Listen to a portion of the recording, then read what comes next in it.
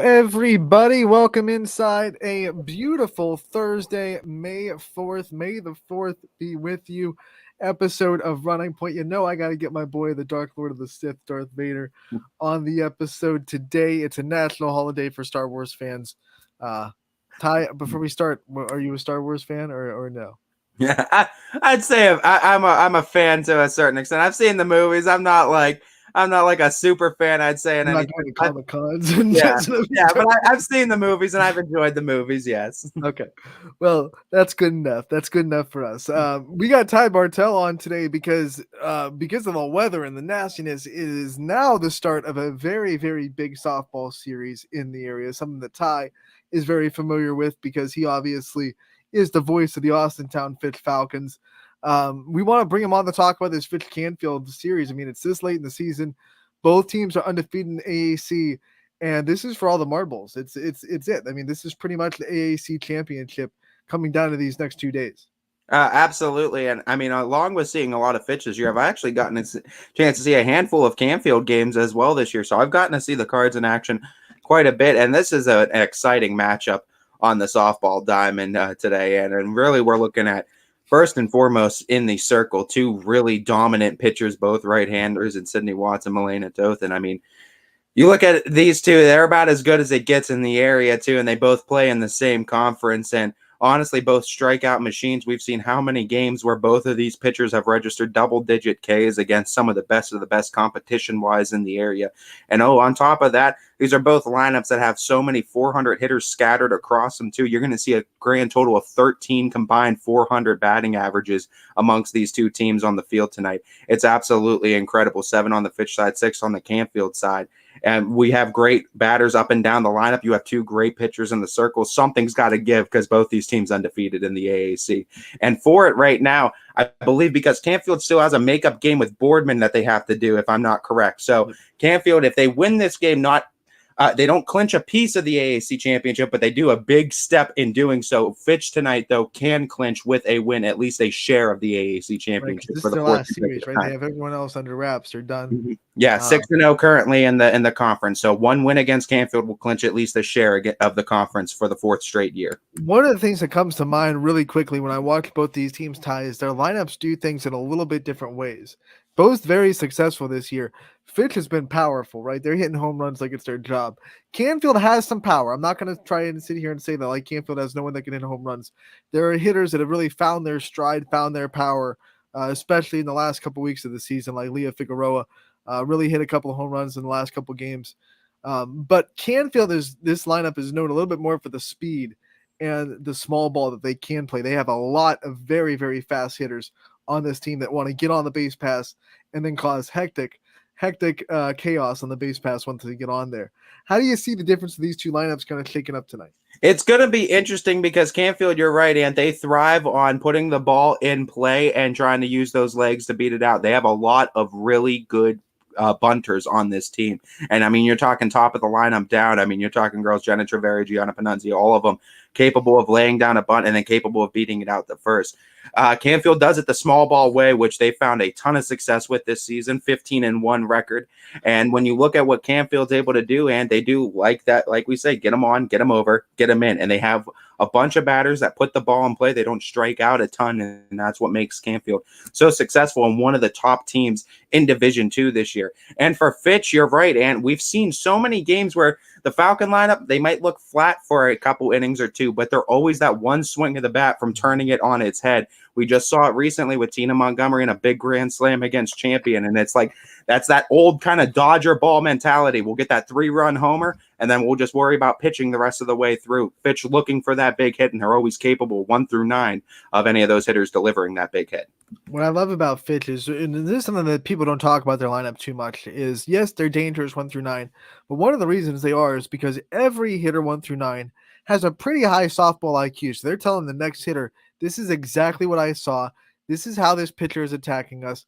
And they can, say that in a way that is very savvy to the game. And I think that's something that is really overshadowed and not talked about enough is, can you communicate really, really well what this pitcher is doing and how they're attacking you to the next person in the line? And I think Fitch from 1 to 9 have hitters that are trained to do that. They know exactly what they're seeing, and they have a high enough softball IQ to be able to do that. But this pitcher tie they're facing tonight might be the hardest one yet. Milena Toth has had a different look in her eye this year. They got to regionals last year. They lost to eventual state champion Worcester Triway. They want to get back to regionals. It's Toth's junior year. It's kind of the maker. Not I don't want to say make or break year, but it's that 1 year where you really start to turn the heads of college coaches. She's already committed to Buffalo to play in the MAC in Division One, so she's kind of gotten that out of her shoulder. But this junior year is where you kind of it's where you make your waves. It's where you kind of prove that you can play at the next level. There's just something different about Milena Toth in her eyes this year. There's something kind of more focus, more grit, and I really like what I'm seeing from her. I know you got to see her last year compared to this year. Do you see that too? Do you see kind of a different look to Milena Toth this year? Absolutely. And I mean, you hit the nail on the head with it's the confidence that she has when she steps in that circle. And I mean, once she has it, it's go time. And to an 11-0 record for her this season, you're looking at two pitchers that haven't lost a game yet this season going at each other in the circle tonight. And I don't know how much more excited you could get. But on top of that, too, and we hinted the strikeouts, too. Over triple digits already in strikeouts on the season. And I mean, we've seen her have 17 strikeout games, 14 strikeout games, 13 strikeout games.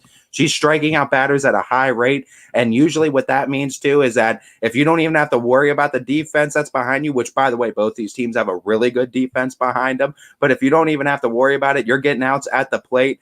You're doing something right in that circle. And that's what Milena Toth's doing. And it's also what's enabled her when she has gotten into jams this year compared to last is she's getting them out at the plate and they're not able to get productive outs and get runs across on her that way now. And now she's slamming the door shut on a lot of potential would-be scoring innings. Canfield played the lineup that beat Fitch in the regionals last year in Hoover. Only got a couple innings in because of the rain, but in 2 innings pitched, Milena Toth struck out 5. So if that's just proof what you were saying, mowing through that top of the order of Hoover in the first time seeing him. We talk about Sydney Watts pitching, Ty. It almost feels like we talk about her too much, but I don't think you can with this kind of talent. I don't think it's ever a bad time to talk about Sydney Watts. I think it's a pretty good matchup considering that when she does give up runs, they're usually hard hit runs. Like, I mean, she's got the velocity. If you get it, if you can get up to it, you can hit it a far away because she supplies the power. Canfield team that doesn't have a ton of power might be playing into Sydney Watts' hands. They very well could be too. And what's exciting for this team as well is that they have the hitters that have experience against Sid as well. So I mean, it takes that veil of not knowing each other away for both of these teams too. There's no secrets to hide for these lineups or for these pitchers in the circle. So it's going to be really how creative you can get to get outs. Obviously, both these pitchers in the circle have powerful enough stuff that they can still register outs just because of their talent. But you know that these batting lineups, they know a little bit about these pitchers in the circle. They've seen them quite a few times. They know where they like to throw it to, what their breaking stuff kind of looks like, right? So it's going to be interesting this time around. And what's even more exciting too, and this isn't the last time we're going to see these two teams going at it and these two pitchers especially going at it. We still got a couple more matchups ahead of us. Yeah, and I mean, no, unless something crazy happens, it's going to be Milena Toth versus Sydney Watts again tomorrow. And whichever way it goes, tomorrow's going to be even more important because the sweep does it. It does it. It's over. It's mine. Mm-hmm. So whoever wins tonight is going to be really, really driven to win tomorrow, which is scheduled to be at Canfield. We'll see what the field conditions are like after today. Hopefully with no rain today and sunshine tomorrow, that field at Canfield will be ready to play because I know they want a home game in this series. You brought up a good point though, Ty. I think one of the advantages Canfield has, we talked about some of the advantages Sydney Watts has. This Canfield team is very senior led. 8 seniors on this team. They've all seen Sydney Watts before. It's not their first rodeo against this pitcher. And you might see a lot of adjustments from 1 year to last year in this Canfield lineup. And you're talking about Fitch too being 3-time consecutive champions in the conference, going back to obviously the year before COVID and then the 2 years after. These are seniors too that want to go out with an AAC championship. They want to say that they won that crown because if you look at Canfield and Fitch, they've been parallel the last couple years in D1 and D2 once they get into the tournament. These are two really good softball teams that both have high aspirations of getting to Firestone Stadium. And I think they both have the talent on their teams to be able to make that type of run. But you're right, for Canfield having a bunch of seniors where Fitch is a little bit more younger base too on the freshman and sophomore side of things. These seniors, they want to have an AAC crown to have as their own to go out with for their senior year too. It's the one championship you can win in the regular season. Canfield wants to have a taste of that before the tournament starts, no doubt. Yeah, and going back to, you said goals and wanting to get to Firestone Stadium, and interesting you said that because when we had Melina Toth on for her player profile, as soon as I asked what their goals were, without even hesitation, it was get to state, Firestone Stadium. That's where we want to be. And it was just like this. A lot of teams say it, but it was like without hesitation, this look and ride. I talked about it before. It seems like this Canfield team is kind of built for something greater this year. And I think whether this game goes the way they want to or not, whether the series goes the way they want to or not, there's nothing that they can't take away from this game. I don't think they're going to see another pitcher in Division Two, especially in the regionals, that is going to attack them like Sydney Watts. So this one, whether they really want it, but either way, should really prepare them for that district tournament on Division Two. On top of the fact that it's AAC ball and the fact that these are hitters that are a little bit more comfortable with each other and pitchers more comfortable with each other, it's two really talented teams. And like you said, and this is a game that's really not a lose situation for either team. It's a win-win because when you come out of it, no matter who does win the actual ball game, both these teams should get better in the way that they have experienced another great talented pitcher, another great arm, and both pitchers experiencing a really good 1 through 9 lineup before a tournament starts. It's only beneficial to these teams that want to get to Firestone Stadium. All right, so what I want you to do, since you're going to be on the call tonight, pick someone from Fitch and pick someone from Canfield that will be an X factor if they win. So let's start with Fitch. If Fitch wins, who do you think would be an X factor? I know there's a lot of players to choose from in that lineup, but who are you kind of feeling the mojo for tonight if Fitch is able to win? Obviously, Sid's always an easy answer, right? And you want to look in the circle, but I'm going to go a little bit unique. And for me, it's going to be the top of the order, and it's going to be Ayla Ray. And I think for either of these teams, it's going to be who's going to be able to get things started. Because with both these pitchers, right, you got to get to them early because once they settle in, they're those type of arms. They settle in and it's over too. If they find their groove, they find their rhythm, they find their comfort level where they're working, you're not really getting a lot of hits off of them. So it's about getting to them early. Ayla's been great too, especially first inning, getting on base and getting things started. That first matchup too, and the matchup every time around against Ayla Ray, I think is going to be interesting for Melina Toth against Fitch for tonight. All right, what about Canfield? If Canfield wins tonight, who do you think will be an X factor in their victory?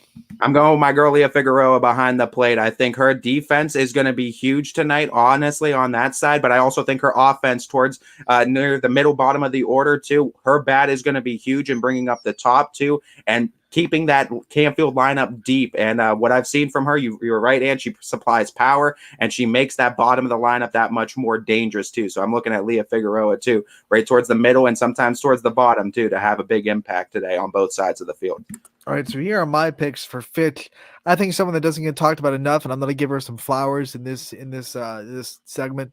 Sam Severin is a bridge player in that lineup because she takes a bottom half of the lineup that is very powerful and the top half of the lineup that is very powerful and kind of gives them that bridge so that the line doesn't stop moving between them. And I think she's a very important key getting on base in that lineup if they're going to keep moving the line. I don't think they're going to get a lot of giant hits against Melina Toth. So they're going to have to manufacture the runs by keeping that line moving.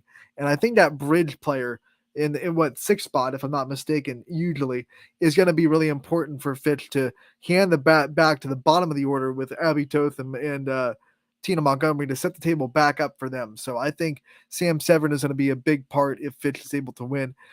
For Canfield, I'm going with who I think is the leader of that offense when they succeed. She's always having a good game. It's Marina Koenig in that offense. One of the extra base hitters, can get doubles, can get triples, can still have a lot of speed on the base paths. And I think she'll have a big game if Canfield's able to win. She usually does too. Ton of RBIs on the season, bats in the middle of that order, and you're absolutely right. She's huge for this team. I'm excited for this matchup. AAC is on the line, one of the better conferences in the area too, as far as competition's concerned. And I mean, you look at what Boardman and Howland have done too against some pretty tough schedules, and you'd see that there's some talent in this conference too. And these are two of the very best, Division One, Division Two, and also number one versus number two in the YSN Power 20. So I don't know how much more exciting you can get. Also, in my opinion, don't sleep on Haley Freedy in that Canfield lineup. This is her first year in the varsity, but she's a senior that has worked her butt off to get to this point, and she is making the most out of that opportunity. And she's one of those players that, the story is just great, working your butt off. Probably could have gone somewhere else if she wanted to. This transfer culture could have said, hey, I want to go somewhere where I'm going to be in the starting lineup consistently as a sophomore, as a junior. Stuck with it, learned from everybody, worked her butt off, and now she's a consistent member of that lineup, and she's having a great season to cap off her career at Canfield. I think one other thing we got to talk about too, and about this matchup before we move on from it, is just that circle matchup too. It's going to be interesting. Sydney Watts, Milena Toth. I mean, you're the softball guy, so I'm interested to see what you are looking forward to in the circle from both these arms. When you talk about this and you talk about pitchers duels, we thought we were going to get like a straight up pitchers duel against Champion with Fitch. Sometimes two really good pitchers, what it does is it raises that level for the hitters, right? They want to beat you even more because they know you're a good pitcher. So I think both these pitchers will definitely have their moments like we saw in the Champion Fitch game. Both will get out of big spots, but I have a feeling this is going to be one of those 6-3, 6-4, 7-5, kind of those kind of games where the offenses are going to raise their game up because all the talk this week has been about Toth versus Watts. What can both these offenses even do to touch them? They have some pride, and I think we saw that in that Champion game. Like, these offenses were kind of sick of hearing, pitchers. They just wanted to get up and prove that they could hit this pitcher. So I think you're going to see the same thing. I would be surprised if it was like a 1-0 game. I think at least one of the teams is going to find some success against this pitcher. I'm excited too. It might be a case of who blinks first. It could be a back and forth game. You never know. I'm just glad that the rain has subsided and we're finally able to get one of these games off. Yeah, I was telling Scotty yesterday, it's bad when Fitch is playing because they can play almost anything. Yeah, I mean, like Fitch, hoping those few turf fields too. If they're putting the big X up on it, it's it's like, okay, we're done. Yeah, it's a no-go for softball too. And when Fitch said we're not just canceling today, we're also canceling tomorrow, I was like, wow, all right. That shocked me because usually Fitch is the team that waits for the last minute. Like, oh yeah, they're like, they were like, we're out tomorrow too. No. Probably because of the temperature. They're probably, we're not playing this important of a game in 38-degree weather. Yeah, we're not doing that. Well, it's finally happening tonight, and I couldn't be more excited for it too. Big AAC matchup tonight. Ty, we're excited to hear the call, and I'm excited to be on the call tomorrow. So we'll have both matchups for you tonight and tomorrow between Canfield and Fitch. And Ty, you get the first one, and it's going to be a fun one. Thanks for coming on. I know we miss you on Running Point. You're always welcome anytime you get some time. But thanks for for old time's sake coming on Running Point and talking with us a little bit. No doubt, and always a great time coming on talking with you too. And I look forward to tonight. Hopefully, we have a good game between these two squads. Come back on with Scotty, and he's itching he to get you some has trivia. Like 40 questions, like loaded for me. He's itching to get you some trivia questions. So come on a Wednesday and prove that you're not trying to dodge him, because he's calling me out. He's calling you out all the time. He's trying to call me out for weeks now. Maybe I'll make an appearance on Wednesday, no doubt. All right, Ann, I'll be talking to you. All right, have fun, buddy.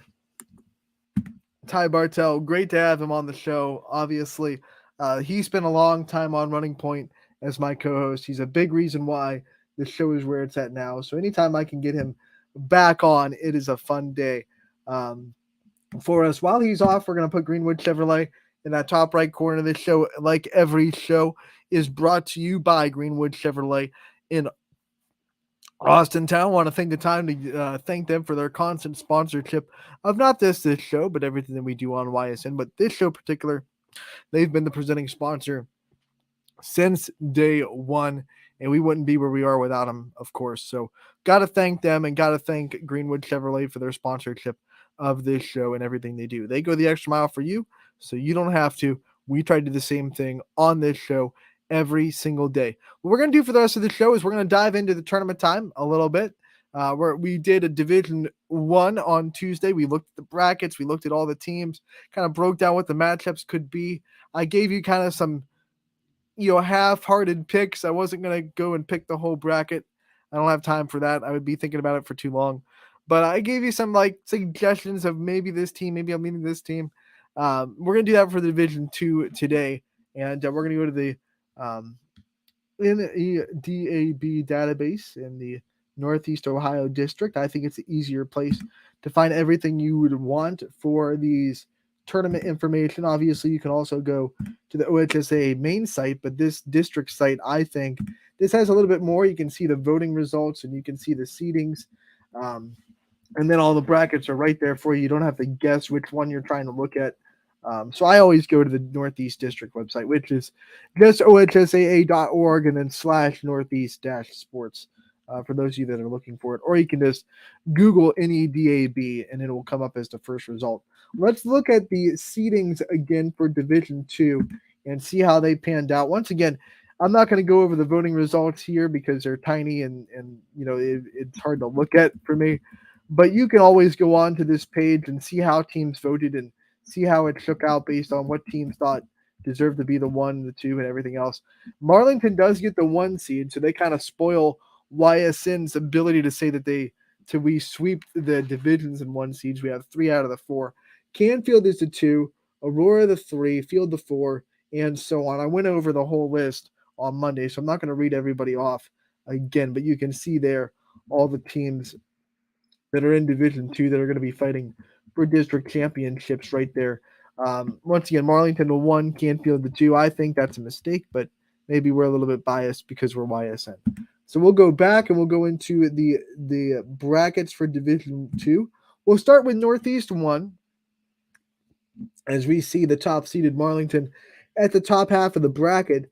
They're going to be playing the winner of Paynesville, Harvey, and Conneaut. Conneaut, a new member of the YSN family, trying to pull off a big upset that will go on the road to Harvey on the 9th. We go a little bit further down. This sectional semifinal not decided yet. Neither team has a bye, as West Branch is going to host Kenston in the first round of the playoffs, and then we'll have them against the winners of a very good Edgewood team going up against Crestwood. I think this is a pretty interesting matchup because they've played each other this year. Edgewood has definitely gotten the edge of the regular season matchups, but Crestwood is a very prominent program when it comes to tournament success. They know how to win inside the tournament, and they know what it takes. They've been to state finals. They've been to state semis. They're a program with a pedigree, and I always think those programs are a little bit dangerous when you're talking about tournament time. So I wouldn't sleep on Crestwood if I was Edgewood, but obviously Edgewood already gotten a couple of wins against the Red Devils this year. So I would lean towards Edgewood as long as they take care of business. Aurora is sitting there as the 3 seed. They decided to go after the 1 seeded Marlington Dukes instead of trying to go after Canfield. That's always the interesting decision to see what 3 seeds do, because 1 and 2 obviously pick opposite brackets most of the time, and then 3 has the opportunity to either pick 1 or 2. And they went after the 1 seed. They were going to be at the bottom of this bracket. They will play the winner of Geneva and West Geauga, which is a non-YSN matchup. But I think I've seen Geneva play enough to say that I think they'll have the edge in that game. They have the offense to back up pitching that can be good at times. Not consistent, but when it's on, it's really good. Jefferson area also now in the bottom of this bracket. They will await the winner of Cheney and Ursuline. This game will be, at Ursuline 5 o'clock on the 9th. If Ursuline's able to win this game, Jefferson Ursuline would actually be a really solid matchup. I would love to see Sammy Speakman go up against Mia Opolek in the circle. And one of the things about Ursuline that you can't really take for granted, especially in tournament time, is they have 2 arms they feel really confident in throwing in Liza Barbado and Mia Opolek. So whether it be in a game, they can pitch by committee if they want to, or they can just do that during the tournament, pitch one on one day, pitch the other on the other. But the one thing about that is you're always going to have a fresh arm. You're never going to have to worry about gas and fatigue. So Ursuline could have that advantage, but obviously in this one it'll be Jefferson with the bye, so they will have a fresh Sammy Speakman, and Ursuline will have a fresh arm as well if they decide to go 1 and 2. So that should be a fun one between Jefferson and Ursuline if it works out that way. If Ursuline's able to take care of their conference foe Cheney, who they've handled in the regular season so far. So if we look at the way that the district semifinals would shape up, I have to lean Ursuline in that game. Lean um, lightly because of Ursuline's drive to get where they were last year. They've lost 2 regional championships in a row, both in heartbreaking fashion. They returned quite a good number of players that were a part of that, and they played a really tough schedule. So I kind of lean towards Ursuline. Wouldn't be surprised if it was Jefferson, but either way, Jefferson or Ursuline against pretty much as close as you can get guarantee to Aurora. Um, that'll be a really fun matchup. And Aurora is a team that is a Division 2, but playing a Division 1 schedule because they moved down from last year. So they still have that schedule that really is built for a Division 1 team, and that's kind of scary when you think about it. But we have seen them on YSN a couple of times. They have played YSN teams. They haven't looked unbeatable. So I wouldn't be one of those teams that says, well, they're not going to get past Aurora. Like, I think they're a team they can be beaten. They do have their flaws. Especially, I think their lineup isn't exactly the deepest 1 through 9. So I think if you find a way to navigate their top 5 hitters, which is very tough, but if you find a way to get through 6 through 9, and you're mowing those down, I think we've seen before there can be some hiccups in softball if you don't have a deep lineup on that particular day. And then, Marlington at the top, they are going to either match. I mean, the highest seed they can match up with is the 8th seed in Edgewood. And Edgewood, West Branch, probably in the sectional final. That'll be a good one because those two teams starting to know each other in the tournament time. They played each other in the sectional final in basketball as well. That was the second straight year that basketball teams have played each other in the sectionals, and now here they are playing each other in softball. If both teams take care of business, I think West Branch has seen the better schedule. That would be a tough one to pick, which is why I don't have to pick them. But yeah, it would be a really good game between West Branch and Edgewood if that were to be the matchup. And of course, that game would be in Edgewood on the 11th if that were to happen. But either one going up against Marlington, and I'm looking at Marlington, and West Branch gave Marlington a heck of a game the first time they played, 2-0. They lost to the Dukes. So West Branch has definitely proven that they can contend with the Dukes on a good day. When Clary McClay is pitching well, they can definitely match up with the Dukes pretty well. So I think that would be an interesting kind of third matchup if Marlington and West Branch were to meet each other in a district semifinal. And then, of course, if the chalk plays out, it would be 1 versus 3 in the district championship. Marlington trying to win a district championship. I believe they won last year. I know 2 years ago they barely won. Hubbard had them on the ropes with their team 2 years ago. One of those games that honestly should have went Hubbard's way. And the game before that, Marlington almost lost to Lakeview. So YSN had 2 games in a row 2 years ago against Marlington where it was really close to us getting the upset win. So we'll see how that one goes. We'll go to East 2 and look at Canfield's bracket real quick. They're going to be at the top as the 2 seed. They will await the winner of Perry. That's the Perry Pirates against Salem. Pretty interesting 17-22 matchup. I think Salem, like West Branch, has seen a pretty tough schedule traveling down to Myrtle Beach, and Perry Pirates in a down year. They're kind of, for the first time in a while, not winning like they're used to. They lost a very long conference win streak, 70-plus games to Edgewood this season, and they've only won 4 games when these records were reported. So Perry kind of for the first time in a while in a program that is dealing with some adversity. So I'm really interested to see how they come out in a tournament setting, how confident they are, how much mental strength they have in a team going that way. If they're not, I think absolutely Salem can take advantage of that and get a first round win. I wouldn't be shocked if Salem pulls off the upset here in Perry and gets Canfield round one. Obviously, we're rooting for that because Salem is a YSN team. We go to the next half of the bracket, which is who Canfield would be watching for in the sectional final. And we have NDCL versus Ravenna, and then we have Hubbard, who's not seated on the bracket, but they are also going to be playing Youngstown East, and that's the higher seeded Hubbard team. I'd have to go back to remember exactly what they're seeded, but Hubbard would I know Hubbard would be the home team there. Hubbard is sneaky good. They have two pitchers they can throw at you with Phoebe Resnack and Haley Taylor.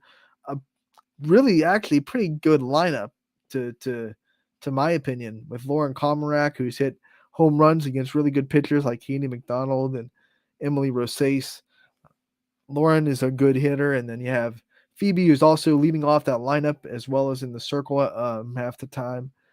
Yeah, you have some really good players down there in Hubbard. I wouldn't be surprised if Hubbard gets their way to a district semifinal and matches up with Canfield there, who should have a pretty good path to the district semifinals if the chalk works out.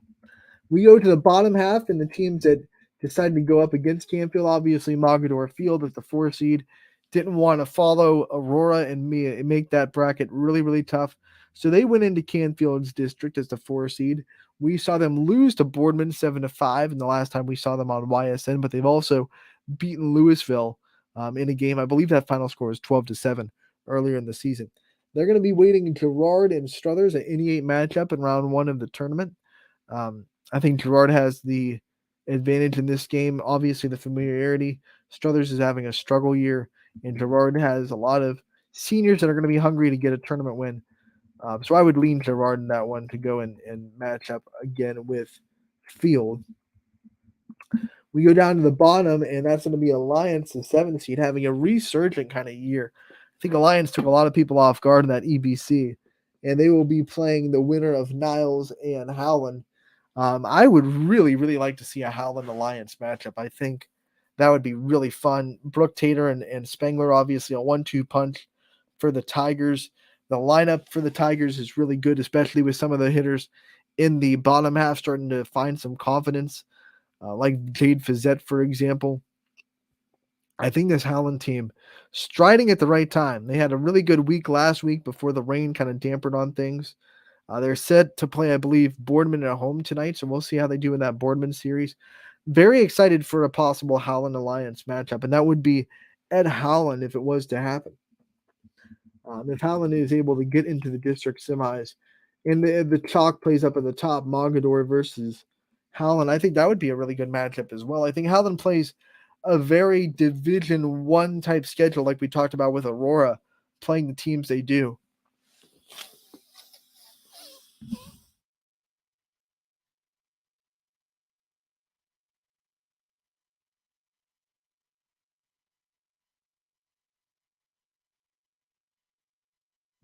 Excuse me there, but yeah, I think Howland versus Field would be a really good game. I wouldn't be shocked at all if Howland gets into a district championship and we see an AAC district final in this bracket with Canfield versus Howland. That would be fun because we'd be guaranteed someone in regionals, and so would the conference. I think every coach inside the AAC, once tournament time starts, if they're not matched up with each other, definitely roots for their conference teams to go out there and win. And the good thing is, none of our AAC teams, other than Canfield and Howland, are matched up with each other. Boardman and Fitch are in separate districts, so they can both win a district championship without having to knock out the other. So there's a look at the Division II bracket. Not as many teams as the YSN network as there used to be. A lot of teams dropped into Division III or moved up to Division One. Division II has become a lot more. I don't want to say easy because that's the wrong word. It's never easy to get to state. It's all the teams that were very, very good, and with a high program pedigree that knows how to go out there and win, kind of moved out of Division Two a little bit. So that's what I was trying to say. I mean, it's not going to be easy for Canfield to get the state, but you can definitely see the doors opening a little bit more than they were last year when they had to go up against Triway, who was as close as you can be to a lock in this sport of winning a state championship with the roster they had. Now they don't have the same roster they do this year. They lost a couple of players to Ohio State, but they still have Carter Wechtel, the Georgia Tech commit, in the circle for Triway. So you have her, you have an AAC commit, then you're going to be doing good things. They're down there in Division 3. They're in our region, and actually they would match up with the South Range District Championship, the South Range District Champion in the regional semis, Worcester Triway, down there in Division 3. So that's kind of a look at the two brackets for Division 2. We're going to keep trucking along the rest of the week and do Divisions 3 and 4, and we'll definitely have you prepared by the time tournament starts. That's how Division 2 looks, though. We're going to pull us back up. We're going to take a break. And when we get back, we're going to go to the interview section of the show. We do have one to play for you guys today, like we try to do every day. It is with Hannah Heath, one of the seniors of the Western Reserve softball team that is currently undefeated with a 13-0 record. They'll play in Springfield tonight, so that'll be a fun one. So before that game, hear from one of the seniors of Western Reserve next on Running Point, brought to you as always by Greenwood Chevrolet in Austintown. At Greenwood Chevrolet, we offer a worry-free experience for all our customers. From sales to financing and even service, we'll help build your perfect vehicle and lock in your trade value while your vehicle is being built. No worries. We guarantee financing, regardless of your situation or credit history. No worries. And when your vehicle needs service, our award-winning team will get you back on the road. No worries. That's what going the extra mile means. Only at Greenwood Chevrolet. Change. This one word can make you break out in a cold sweat. But with change comes wisdom, experience, and understanding. At Myers Family Insurance, we can help make changes in Medicare, insurance, and retirement a positive experience for you and your family. We've gone through changes, like our new office and new faces to help our family of clients too. For all your Medicare needs, call Myers Family Insurance. Check us out online at myersfamilyins.com or find us on Facebook. You're not waiting to see what the world has in store for you. It's more about what you have in store for the world. All you need is the opportunity. All you need are the resources of a large university and the advantages of a personalized academic setting where you can experience new worlds in the arts and sciences, business, and education and make them your own. We are where you shape your future. We are Youngstown State University and proud. Hi, I'm Colin Chupa. And I'm Kelsey Clem from K-Squared Marketing. Our boutique marketing firm specializes in media planning and buying, public relations, event marketing strategies, and strategic sponsorships. We can integrate our services with your existing game plan, or we can be your entire marketing team. Your goals, our game plan. Let's win together. Call K-Squared Marketing at 330-623-2730 or visit ksquared.marketing to learn more. Welcome back to Running Point on ysnlive.com, brought to you, as always, by Greenwood Chevrolet in Austintown. We're going to get right to the interview, so we have time to get in. Hannah Heath from Western Reserve. Hope you enjoy this talk with the senior Blue Devil. Anthony Hartwig here with a Western Reserve player profile on the softball diamond. I am joined by Hannah Heath. Hannah, thank you so much for coming on and joining us today on this interview. Thank you for having me. This is a Western Reserve team that is off and running so far this season, 13-0. So the first question for you is, what has been such a big contributor to the early success from your perspective? I honestly think that our coaching staff came in and really pushed us hard to make sure we were in the weight room, make sure we were in the gym, getting swings in, taking reps. And I really think that the girls that are playing, I've played with since we were little. So we know how each other plays and we have like great bonds together. And it's just been so fun to be able to just spend all those hours in the gym with them and just get better. Let's go through like the first couple stages of the season. Maybe you're 4-0, 5-0, 6-0. When did it start to set in with this team that, okay, we're putting together something really special and we are really capable of doing really good things this year? Personally, I think that we didn't really get to the mindset of, wow, this is really going to be amazing until like more recently when it came to like tournament talk and like what the end of the season for us, because we were just kind of having fun and playing and, you know, going out there and doing our best every single game. So we weren't really coming out with the mindset of we're going to be top dog all the time. It was just we're going to play hard and give it our all every game. And I think that's really the mindset that we needed coming into the season. And, you know, talking about tournament talk, I know you guys still have a lot of important games in your schedule before you get to a tournament bracket, but you did get the 1 seed. I mean, when that came out and the poll came out and you saw that the area teams voted you guys as 1, did that give you guys like somewhat of a confidence boost or a sense of excitement to know that like you're the 1 seed going into the district tournament? Yes, it definitely did. We were definitely excited, but it also gave us a lot of motivation too, because we know from here on out that any game that we play on the field, every team's going to come after us. Every team's going to want to beat us because we are undefeated and we're also now the 1 seed. So it just gave us that motivation to make sure that we're working hard in practices and always coming ready to go, because everyone's going to want to beat us. Everyone's going to have a reason to beat us. You still have a lot in front of you with games against Springfield left and games against McDonald, who are 2 teams who are trying to kind of fight you for that MVAC championship that is still kind of up in the air. When you look at the remaining part of your schedule and you look at how it's kind of worked out where those teams are going to pop up before tournament time, how exciting is it to know that you're going to play some of the best teams that pop up on your schedule right before you head into districts? It's honestly really exciting because you know that we're going to play some good competition right before tournament time, and I think that's exactly what we need. We need those good competitive games where we're pushing ourselves to make sure we're on the top of our game, and it's just going to get us ready for that next step of tournament play. With all this nasty weather, you guys haven't been able to be on the field in a while. You know, I think you went, 1 game in the last week or so.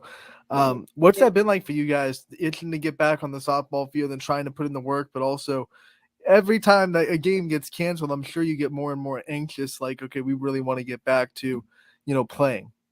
Yeah, I kind of take each cancel with a little bit of both a good thing and a bad thing. Obviously, we want to play and get back on the field, but you also get to go and practice and get more reps in and just practice your craft of the game of softball. So you really have to take the positive and negatives of each side and just make sure that you're taking that practice time and imagining yourself, playing in a game as you're hitting off the tee or as you're hitting off the machine, as you're fielding your ground balls, as you're throwing it. You just put yourself in those high pressure situations in practice. So then when you get in game time, it's like nothing. We've seen a lot of teams take this time off or this weather to try to build some team bonding activities, try to build some team chemistry. Have you guys been doing that as well? Every practice is basically a team bonding for us. We are always talking. We are always just having conversations and like water breaks. We're always talking. Coach sometimes has to tell us to refocus up sometimes because we're talking too much, but it's really great. I mean, like I said earlier, these girls I've played with since we were little, and I've played, travel ball, rec ball, t-ball with most of these girls all my life. So we're just best friends on and off the field. So it's always a team bonding exercise. You've been playing with these girls, like you said, your whole life, and now you're a senior at Western Reserve, and you realize that your career at Western Reserve, at least, is coming to an end, and your time with playing with these girls is starting to kind of become numbered. What's that been like for you, navigating those emotions, knowing that, okay, the season's starting to get, we're in May now, and the games are getting lower and lower?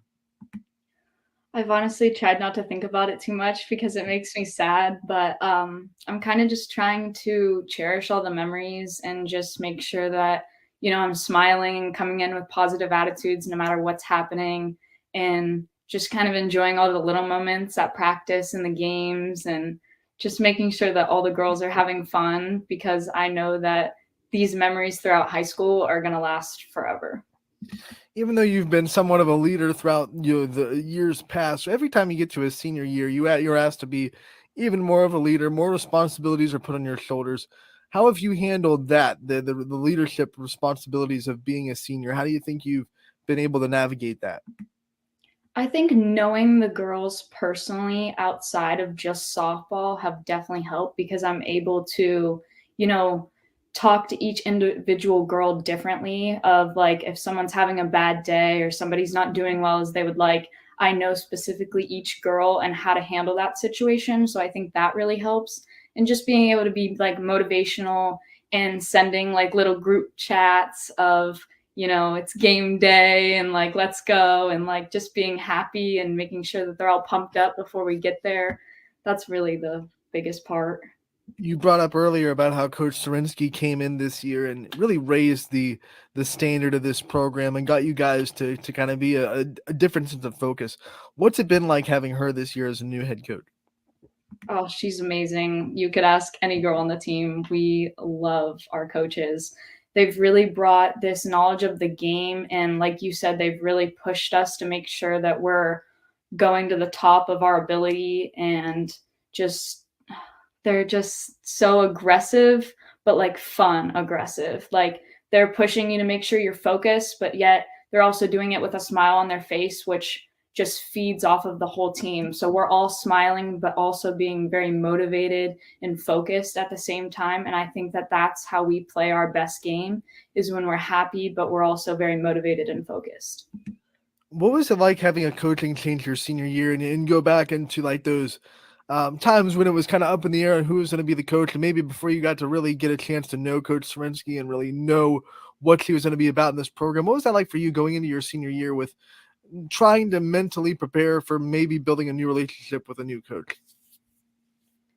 She made it very easy on us to get to know her, because at the beginning of the season, it was very, the open gyms were very open, and it was just open as in like we talked a lot. We talked a lot during the open gyms, and it was just really nice because I came in my sophomore year without playing. We didn't play a whole season my freshman year, but I came into my sophomore year with another new coach.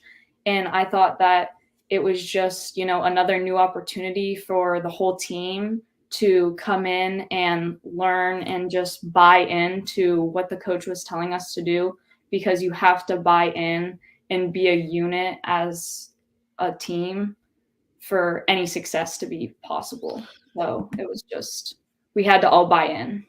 When we talked to Coach Serinsky earlier as part of her preseason preview of this team, one of the things that she said, which I loved, was that this is kind of her dream job. Like, she wanted to coach Western Reserve softball for a long time, and she finally got a hold of it. When you have a coach that acts like that kind of treats you guys like it's a dream job to coach you, what does that do for this team and being able to trust her and trust everything that she's telling you guys? Well, you can just tell in her attitude at every single practice or every single game that she wants to be there. She is there for us. She is there only to make us better.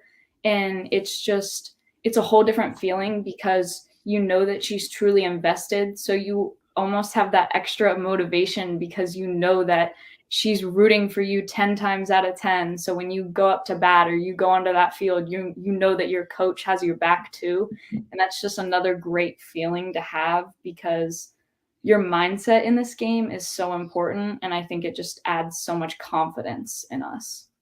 All right, back in February, you made a decision on your future, on where you were going to go to continue your softball career. For our viewers or your fans that maybe didn't catch that, or maybe have been living under a rock, I don't know, they don't know. Don't want to take that moment away from you, though. Why don't you tell everybody where you're going to be playing at the next 4 years after you get out of Western Reserve? I have committed to play for Hiram College.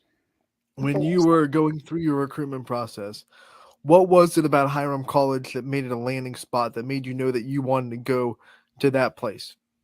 It's a very small college, so the class sizes are very, very small. And academically, it was just my perfect school that I wanted. It has my major that I wanted, which is biomedical humanities, because I want to go for pre med, because I want to become a doctor. And then also, I met the coach, Coach Collins. She is absolutely amazing. Her energy is unmatched. She is so aggressive. She is so happy all the time. She's also their strength and conditioning coach, and I love to lift, and they have a huge lifting program there in their softball program. And just the entire school just feels like a home away from home. And I was just felt so at home as soon as I visited. The cool thing about Hiram and some of the athletes that we've talked to in the past that have signed to it, it's far enough away that you still get that college experience of being away from home, but not so far away that you feel so like detached from your family. How much did that kind of go into your decision making, knowing that you were going to get that college experience, you were going to be out of the nest per se, but it also wasn't going to be so far that you couldn't come home on a weekend or come home, during a week or whatever it may be, pretty easily.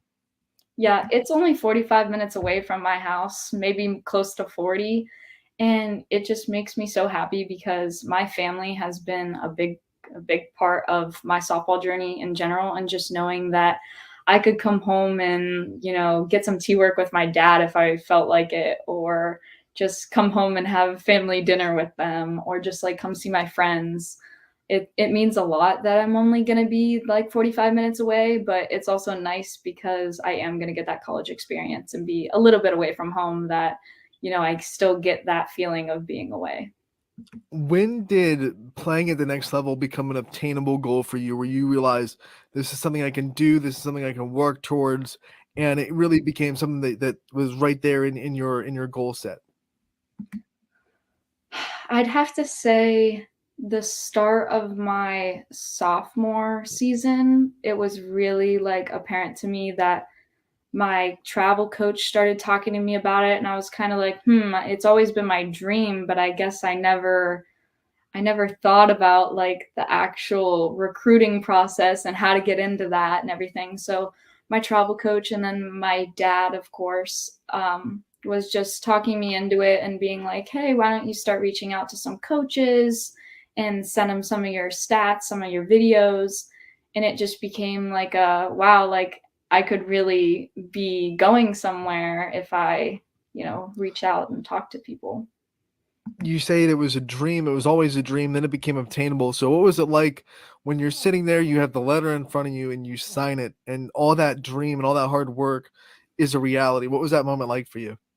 Oh, it was surreal. I remember having my whole team there and just thinking like, wow, I've met so many people, met so many coaches, have so many like hours and hours of time putting in work for this, and it was just I can't say anything else, but it was a dream. I still can't believe it's real. I can't wait. You signed before your season started. What was that like, knowing that you go into your senior season, you know where you're going, you don't have to worry about recruiting or anything like that or impressing coaches, and you can just focus on being the best player you can be at Western Reserve? What was that like, signing before your senior season? It was awesome. I really liked signing before the season because it gave me some of that relief of, okay, it's done with. You don't have to do it during season. It's not going to be like a center of attention thing during the season, because that's what I didn't want to do. I wanted to get it over with, be done, because I'm very team oriented, and I didn't want any of the highlight of the season to be specifically on me, because these girls deserve all the praise in the world. My teammates are amazing. They're amazing people, they're amazing players. They deserve all the highlights ever. As you're getting ready to graduate, you have to get a little bit reflective and think about your time at Western Reserve, not just with the softball program, but with the school system and with everyone that goes to the school and all the people that work for it. What are going to be some of the things you missed most about the community, about the school system, about being a part of this Western Reserve program? I'm gonna miss the people. I'm gonna miss the support of just all the teachers. Like are so involved in everything and they know everyone. So when you walk the halls, like they're always like, "Oh, great game last night," or "Oh, are you guys going to the game?" And like there's just so much support of the community, and everybody walking around knows that the football team won, or the volleyball team won, or the basketball team won, or the softball team won. And just it's an amazing experience of just having such a close-knit community that is so supportive in everything we do. And even in academics, like we're always having award ceremonies and everybody's always being acknowledged for academics as well. So it's an amazing community. All right, Hannah, before we let you go, I want to give you the chance to kind of thank your support system and all the people that have been there for you throughout your career, and kind of the people that you wouldn't be here without. Give them a shout out. I have to thank my family, my siblings, my mom, my dad. My dad's been since day one, since I started the sport. He's taking me to lessons. He's been my coach. He's been my coach on and off the field. My mom, she's been my rock. She's always there talking with me after I've talked to my dad for 2 hours after a game or after a practice. And my siblings, they come and they support. They've been to countless travel softball tournaments and spend hours just sitting there watching softball. So I have to thank them, of course. And then my coaches, my travel ball coach, Bill Blackie, he has been an amazing guy in my life. He has really pushed me to be the best that I can be and has supported really my entire process of softball. And also my pitching coach, Brett Modig, he's been a great guy to have. He's really brought me back from pitching. I didn't get to pitch my junior year, and I worked all off season, and he has really gotten me to the point that I am now. And I want to go back to my dad. My dad, he has put in so much work with me, so much work, and it makes me so happy that just he is there all the time, whether it's just to talk about stuff, whether it's to look at video film, he'll video for me.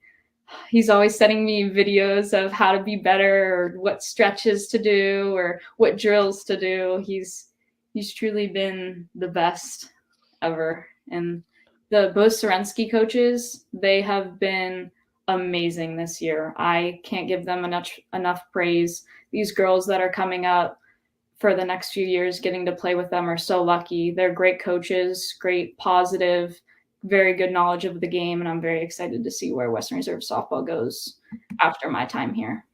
All right, Hannah, thank you so much for taking the time to join us today. We wish you the best of luck going forward. We know that you want to keep this undefeated streak going as long as possible. We wish you can, and we wish you the best of luck. We'll see you again real soon. Thank you. Hannah Heath, what a great interview with her, the Western Reserve senior. That's going to do it for today's episode of Running Point. Thank you so much for tuning in. We have a bunch of softball on the network today and baseball. Go to ysnlive.com/live to check out our full schedule. For myself, Ty Bartell, who was on the show earlier, we want to thank Hannah Heath for her time, of course, and for my man, Lord Vader. We'll wish you the very happy May the 4th. May the 4th be with you, and we'll see you tomorrow on Cinco de Mayo. Maybe we'll get me in a sombrero. Who knows? We'll see you tomorrow, everybody, on Running Point. Brought to you, as always, by Greenwood Chevrolet.